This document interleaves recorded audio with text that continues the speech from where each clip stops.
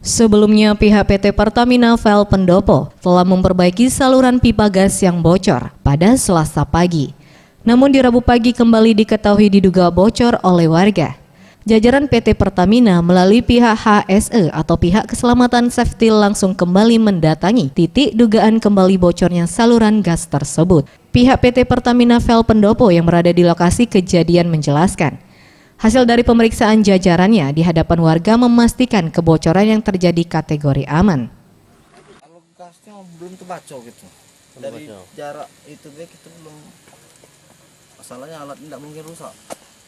Berarti statusnya Kalau kategori aman, namanya bocor, tidak pacak dia ngomong aman. Lah. Tapi untuk resikonya minim. minim ya. Ayo, Jadi maksud aku kalau untuk kegiatan masyarakat bisa aktivitas masih bisa.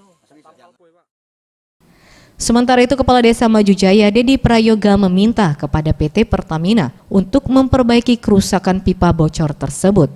Karena warganya saat ini merasa khawatir dan takut untuk menyalakan api dan memasak.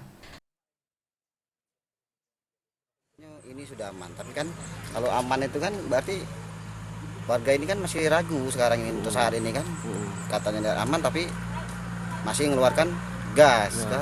Jadi itu yang kita maksud. Jadi pihak Pertamina maksud aku harus kalau memang benar aman harus benar-benar aman. Pihak PT Pertamina Vel Pendopo sudah menangani atas terjadinya hal tersebut dengan perbaikan dan kemungkinan pipa yang kembali bocor akan segera diganti dengan yang baru. Tim Liputan Sriwijaya TV.